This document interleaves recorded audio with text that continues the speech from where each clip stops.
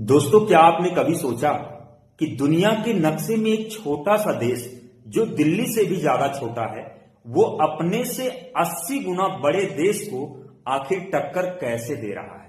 बात हो रही है इजराइल और ईरान की। ऊपर से देखने में ये लड़ाई मिसाइलों और टैंकों और बारूदों की लगती है, लेकिन अगर आप थोड़ा गहराई में जाएंगे तो पता चलेगा ये जंग सरहदों पर नहीं लड़ी जा रही है, बल्कि क्लासरूम के अंदर की है। एक तरफ वो देश है जो किताबें तो बहुत पढ़ता है, लेकिन दूसरी तरफ वो देश है जो उन किताबों से भविष्य लिखना जानता है। आज हम ईरान और इजराइल के बीच उस अंतर को समझेंगे जो किसी भी हथियार से ज्यादा घातक है, और वो है शिक्षा और सोच का अंतर।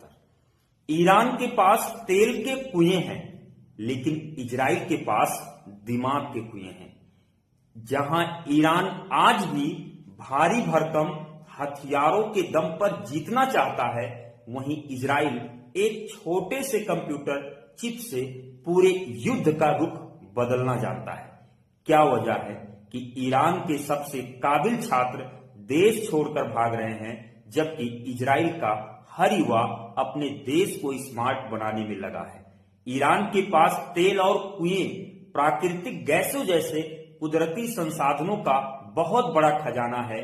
उनकी ताकत जमीन के नीचे छिपी दौलत से आती है, लेकिन इजराइल के पास ना तेल है, ना जमीन है, और ना ही पीने के लिए पानी।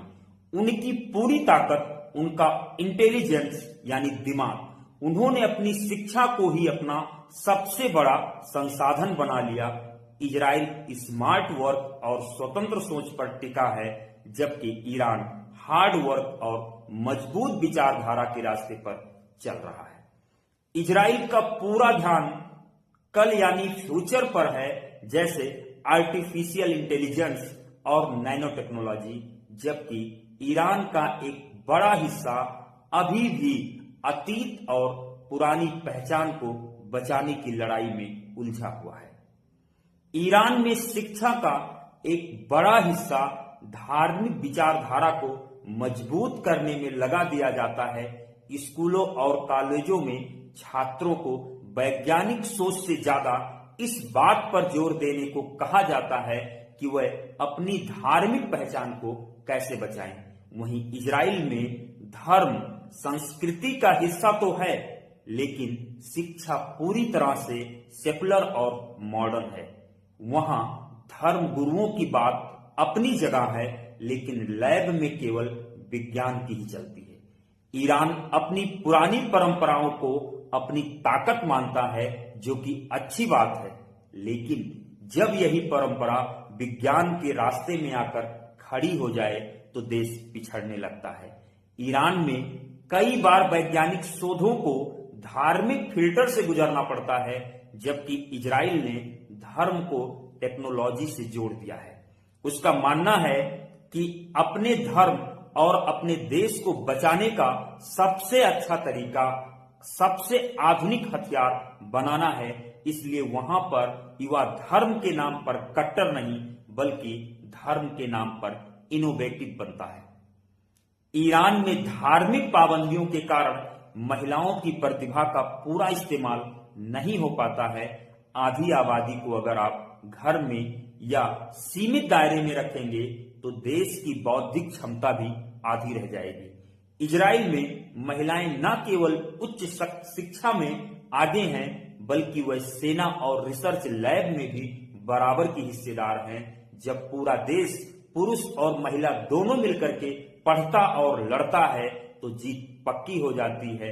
ईरान में धर्म और राजनीति पर सवाल पूछना बहुत मुश्किल है, जिससे छात्रों के अंदर की क्रिटिकल थिंकिंग मर जाती है। इजराइल में यहूदी धर्म खुद तर्क वितर्क को बढ़ावा देता है। वहां का छात्र अपने धर्म गुरु या प्रोफेसर की बात को भी चुनौती दे सकता है। यही चुनौती देने की आदत उन्हें युद्ध के मैदान में भी दुश्मन को चकमा देने के नए तरीके सिखाती है। ईरान इसीलिए संघर्ष कर रहा है, क्योंकि उसने अपनी शिक्षा को अतीत और धार्मिक जंजीरों में बांध रखा है, वहीं इजराइल ने अपने धर्म को भविष्य और विज्ञान का ढाल बना लिया है। जिस दिन ईरान अपनी लैब को अपनी विचारधारा से आजाद कर देगा, मुकाबला बराबरी का होगा। अगर आप लोगों को वीडियो समझ में आया है तो वीडियो को शेयर करिएगा, ज्यादा से ज्यादा कमेंट करिएगा। बाकी नए वीडियो में आपसे मिलते हैं, तब तक के लिए आप सभी लोगों से नमस्कार।